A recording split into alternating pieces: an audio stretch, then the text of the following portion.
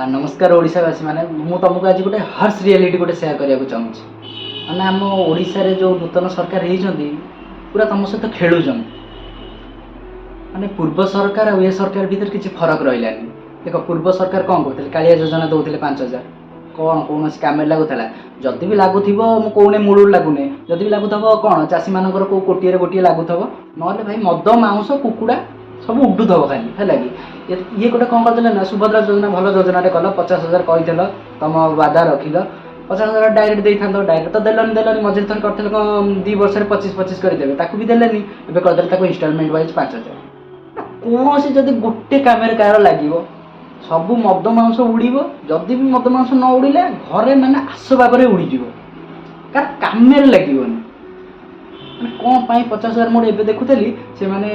हिसाब करदे केते हजार करोड़ गोटे होशावासी को से बांटे से गोटे कंपानी खोल दे था ना ओडिशा रे माने बेकारी समस्या अधा दूर हो जाता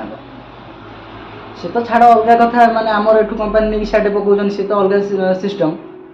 माने गोटे इन वन सेंटेंस कह गले तुम ओडिशावासी तुम मुंड किणी सारे 5,000 टकर तुम मुंड किणी दौरान जानीगले ओडिशावासी मुंड के कथाटा माने कष्टदायक हेले भी बहुत सत कथा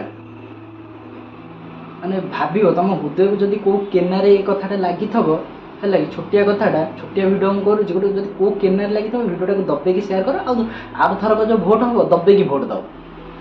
है माने एमिका सरकार हो गलानी माने एत लो ग्रेड जानी तो एजुकेशन सिस्टम जहाँ तुम तो सब जानी बाकी तुमको किसी कहू पड़ो बस वीडियोटा भल लगे लाइक सब्सक्राइब करदे